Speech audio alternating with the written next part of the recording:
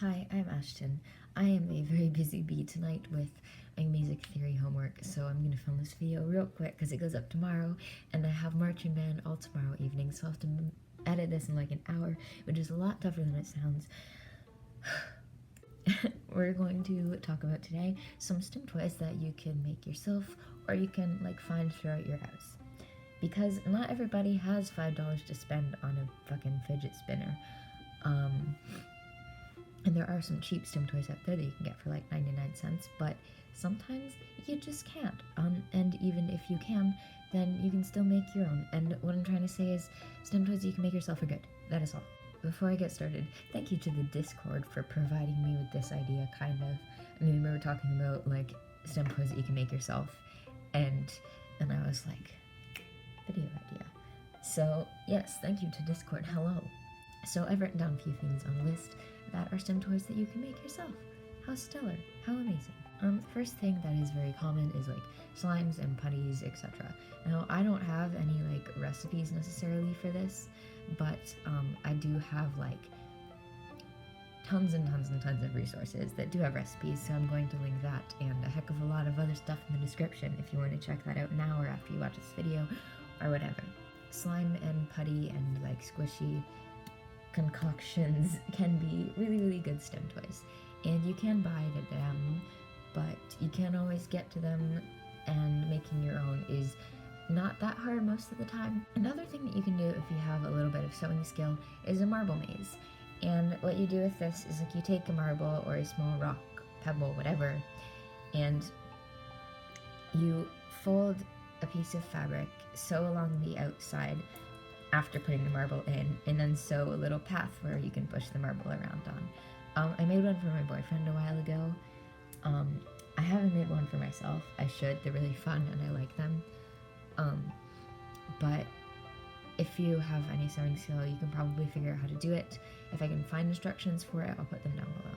While I'm at resources in the description, there are also like 2 entire Tumblr blogs that are just filled with ideas for do-it-yourself STEM toys.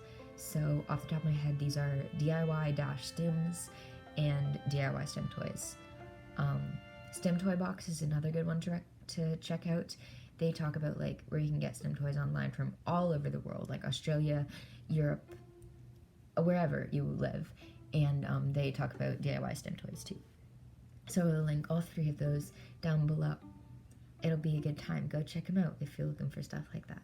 The next thing that is also pretty easy is bottles. So like sand bottles, glitter bottles, colorful bottles, they're all great. There are like so many different recipes that you can use, or like recipes, I don't know, they're not really recipes, but there's so many different things you can put in a bottle and it will like roll around and be nice. So some ideas, just a few ideas, are sparkles. Sparkles, food coloring, glitter glue, like hot glitter glue and water. Will mix together and you can shake it up and it's nice and it's good, and sparkles are nice. Other things you can do with the bottles are if you fill it with cotton balls and then like food colored cotton balls one at a time and then some sparkles and some water, you can make sort of a galaxy print thing. Yeah, you can put beads in bottles, you can put flowers in bottles.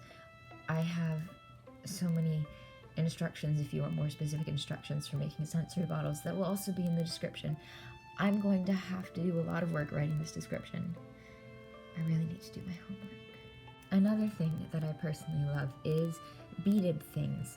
So I have this little trans flag colored safety pin that I put on my leather jacket, and I really want to get a jean jacket so I can like get a proper collection of pins and patches going on. But yeah, this one's in trans colors. You can do it with any little bead that you find. It doesn't have to be on a safety pin. You can put it on a key ring. You can put it on just a string and use it as a keychain or a bracelet. But anything that's beaded and you can like roll the beads around, it's really nice to fidget with. And even if you're not using it, you know, it's really discreet, because if you do just like pin this onto a jacket, it's like, oh, it's a cute little decoration. There are also like bigger, chunkier beads with very like textures, and they're really nice. If you can't make this one yourself, Stimtastic also sells like bead rings with some like rainbow beads and all sorts of fun stuff. I'm also going to link Stimtastic in the description because I heckin' love them. Another thing that I recommend when people ask for like chew toys that you can make yourself is if you do like chewing on fabric, you can cut strips from an old shirt and braid them or plait them together and create a little bracelet, keychain, necklace, whatever out of that. And that is safe to chew on. If you wear through it, you can easily make another one. And it's free if you have like an old shirt that doesn't fit you anymore, that's maybe tie-dye or even just black, or it's a cool pattern that would make a cute little braided chew toy. So that's nice, and that's something that I recommend to anyone. Another thing that you don't even have to make, it's just like probably just laying around your house, is marbles, stones, ribbons, buttons, like, you know, sew buttons that you can sew. Oh yeah, all of those are like really smooth, nice things that you can just roll around in your hands and touch, and I love them all, and they're good. So whether you found like a really smooth rock, or your clothes came with an extra button, or you have like a marble collection, or you have a ribbon from some craft project from 10 years ago, all of those can be really nice to just carry around. And that's also something I would recommend for sensory overload. I believe I've talked about that. I know I've talked about that, but I don't know if I talked about little stim toys for it. Because they're just really nice to rub and have in your hands. And ribbon is one of my favorites for that because it's often like really silky with a pretty pattern, and it's discreet too, like it's so easy to just slip in your pocket. My dog is being loud, he always does this when I'm filming. So yeah, find yourself a marble, find yourself a smooth stone, find yourself some ribbon, and just carry it around, because it's easy to carry around, and it's really nice to just have on hand. Another thing that we talked about is in the Discord is I showed in my video on panic attacks this little aromatherapy lavender scented inhaler that I have, and someone was asking how you could possibly make one of those, and we hashed it out for a while, and we came up with a thing that's pretty cool, I think. So if you empty out a lip balm container, you can tear up cotton swabs and push them in and drop a few drops of like essential oil, or soak them in essential oils that are scented nicely, and there you go, you've just made your own aromatherapy inhaler. That's pretty cool. At least I think that's pretty cool. You can like poke holes in the lid, or just leave the lid off and like, or leave the lid on and take it off when you need to smell it. But yeah, I thought that was really cool, and the Discord peoples are really creative. My hair is not staying on one side. That is all of the DIY sorts of stim toys that I can think of. There will be so many resources in the description, all the resources I can possibly find, okay? So check those out if you're interested in anything that I've talked about, or just improvise and figure out what works for you.